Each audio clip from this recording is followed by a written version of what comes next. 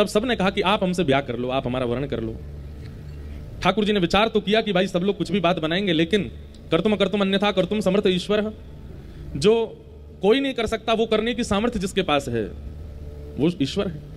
ठाकुर जी ने 16,100 राजकुमारियों से एक साथ ब्याह किया और ठाकुर जी के कुल कितने ब्याह हो गए? 16,108। भगवान ने द्वारिका में 16,108 भवन बनाए और एक एक पत्नी को एक एक भवन प्रदान किया। आश्चर्य की बात यह है कि एक ही श्री कृष्ण 16,108 पत्नियां हैं, पर ठाकुर जी एक एक पत्नी के साथ अलग अलग रूप में निवास करते हैं एक ही समय पे। मतलब श्री कृष्ण भी 16,108 रूप धारण करके सब पत्नियों के साथ में निवास करते हैं। इसका प्रमाण तब मिलता है जब नारद जी दर्शन करने आए। आजकल के हमारे भाई लोग बहन लोग एक के अलावा अनेकों को अपना मान लेते हैं, एक के अलावा दो तीनों से अपना प्रेम भाव रखते हैं, और फिर कई बार कई बालक बोल देते हैं हम तो श्री कृष्ण के पद चिन्हों पे चल रहे हैं, उनने भी तो इतने सारे ब्याह किए, हम इतने तो नहीं कर रहे, 3-4 तो रख ही सकते हैं। लेकिन शर्त है कि ठाकुर जी की तरह रहो। ठाकुर जी जैसे 16,108 पत्नियों के साथ एक ही समय पर अलग अलग रूप में निवास करते हैं, आप में ये क्षमता हो तो करो, लेकिन आपकी क्षमता नहीं है तो श्री ठाकुर जी का नाम लेकर के इस प्रकार का व्यभिचार मत कीजिए। सदा एक के ही रहिए। इससे बड़ा ना कोई व्रत है, ना कोई तप है, ना कोई अनुष्ठान है। एक बार पाणी ग्रहण जब होता है अग्नि के समक्ष, माता पिता के समक्ष, ब्राह्मणों की वेद ध्वनि के साथ, तो जिसका हाथ थामा है उसके साथ रहिए, उसको सर्वस्व मानिए। ये पतियों के लिए भी है और पत्नियों के लिए भी है। अब रही बात कि फिर आजकल थोड़ा सा दैत्य स्वभाव उत्पन्न हो रहा है लोगों में, कलयुग आ रहा है ना, जैसे जैसे घोर कलयुग आएगा वैसे वैसे दैत्यता बढ़ती जाएगी, लोगों की राक्षसत्व बढ़ता जा रहा है, और उस राक्षसत्व के कारण गलत प्रकार का व्यवहार लोग कर रहे हैं आजकल अपने वैवाहिक संबंधों में। कई बार हमको कई माताओं के पत्र आते हैं, कई बहनों के पत्र आते हैं, बोले महाराज जी आप कहते हो एक ही के रहो, पर वो एक ही रोज पीता हो, रोज खाता हो, रोज मारता हो, रोज गंदा बोलता हो, रोज इस प्रकार का व्यवहार करता हो, वो भी सही। देखिए एक बात सुनिएगा, पति का मतलब होता है रक्षक। पति का मतलब क्या होता है? जो रक्षा करे उसे पति कहते हैं। भगवान को जगतपति कहकर के पुकारा जाता है। बोले क्यों? पूरे विश्व की रक्षा करते हैं इसलिए पति। अगर रक्षा का गुण उसके अंदर है तो ही तो वो पति है, लेकिन रक्षा का गुण नहीं है तो फिर वो काय बात का पति? वो तो वही बात हो गई कि साधु का चोला पहना है लेकिन साधु जैसा कोई व्यवहार नहीं है, ना वैसा बोली चाली, ना वैसा खान पान, ना वैसा रहन सहन, केवल साधु बने घूम रहे हैं रावण की तरह। चोला तो कोई भी पहन लेगा, इंस्पेक्टर की वर्दी तो कोई भी दर्जी से बनवा करके पहन करके अपने आप को सलाम करवा सकता है।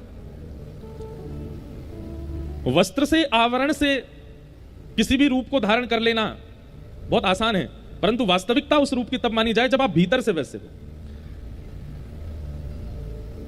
हम आपको बता नहीं सकते कैसी कैसी वेदना वाले पत्र आते हैं हमारे पास में, क्या क्या लोग करते हैं अपने अपने घरों में, पर हमें लगता है कि हम सार्वजनिक रूप से कैसे कह दें। इसलिए हम कहते हैं कि रक्षक का गुण है, रक्षा करता है। बच्चों का ध्यान रखना, पत्नी का ध्यान रखना, भविष्य की चिंता करना, बच्चों को पढ़ाना लिखाना आदि आदि ये सब गुण हैं, तो ही वो पति है और ऐसे का निर्वहन करना है। लेकिन मांस भक्षण करता है, परिस्त्री गमन करता है, मद्यपान करके मारता पीटता अभद्र भाषा का प्रयोग करता है, उस समय पर बहनों को 3 बार मौका देना चाहिए। बस 3 बार आप प्रयास करो कि वो अपने कुभाव को त्याग करके सुधर जाएं, सुदृढ़ हो जाएं। लेकिन उनका राक्षसत्व फिर यदि खत्म ना हो तब भी वो व्यवहार स्वभाव बना रहे, तो 2 ही उपाय हैं, या तो त्याग या फिर अपना प्रारब्ध मान करके सहन करो। बस या तो अपना कर्म मान करके सहन करो या फिर त्याग करो। अन्यथा छोटी छोटी बातों पर किसी, अब आप लोग ज्यादा अनुभवी बैठे, हमारा तो हुआ नहीं अभी तक ब्याह, हमको ज्यादा पता नहीं, आपको ज्यादा पता होगा, लेकिन ऐसी बातों पर कोई बात नहीं थी, केवल एक सामान्य सी बात पर कई माताएं बहनों में भाइयों में इसलिए द्वंद्व हो जाता है कि उन्होंने इच्छा प्रकट कर दी कि नहीं गांव छोड़ के शहर में रहो, शहर छोड़ के बड़े शहर में रहो, इनके साथ मत रहो। इन छोटी छोटी बातों पर विवाद हो जाता है, भोजन पानी को लेकर विवाद हो जाता है, छोटे छोटे, आजकल तो हम क्या बताएं, इतनी बड़ी बात ही नहीं होती है, सामान्य सी बातों पर लड़ाई करके एक दूसरे से अलग हो जाते हैं। ये अच्छा नहीं है। देखिए एक बात हमारी सुनिएगा, संबंध का मतलब होता है निभाना, और जहां निभाने का गुण ना हो वहां संबंध टिक नहीं सकता। ठाकुर जी ने 16,108 विवाह किए और 16,108 पत्नियों के साथ अलग अलग रूप में ठाकुर जी निवास करते हैं। सबके साथ ठाकुर जी रह करके एक सी क्रिया करते हैं। इसलिए ठाकुर जी जैसे बनने का प्रयास मत कीजिए, ठाकुर जी जो कहते हैं वो करने का प्रयास कीजिए। ठाकुर जी जैसे हम बन नहीं सकते, लेकिन ठाकुर जी जो कहते हैं वो हम कर सकते हैं। भगवान ने 16,108 याग किए। नारद जी महाराज ठाकुर जी की ग्रहचर्या देखने आए। ठाकुर जी की ग्रहचर्या देख करके एक एक पत्नी के साथ अलग अलग रूप में ठाकुर जी रह रहे हैं, ये सब देख करके नारद जी बड़े प्रसन्न हो गए। ठाकुर जी को वंदन किया, बोले जय हो भगवान, ये आप ही कर सकते हो और किसी की सामर्थ्य नहीं है। भगवान की दिनचर्या बताई गई। ठाकुर जी द्वारिका में कैसे निवास करते हैं। ब्रह्म मुहूर्त में ठाकुर जी उठ जाते हैं, उठ करके ठाकुर जी अपने भक्तों का स्मरण करते हैं। स्नान ध्यान करके ठाकुर जी पांचजन्य शंख का नाद करते हैं और उस शंख के नाद से पूरी द्वारिका का मानो जैसे अलार्म बज जाता है। ठाकुर जी के शंख नाद से ही उठते हैं सब द्वारिका के लोग। हमारे शास्त्र आज्ञा करते हैं कि हर घर में शंख तो होना चाहिए। समुद्र मंथन में 2 रत्न मानवों को भी दिए गए हैं, एक रत्न शंख है और दूसरा गौ माता। आजकल लोग गाय तो रखते नहीं घर में, लेकिन आप लोग सब यहां आसपास गांव में रहने वाले गौ सेवा किया करो।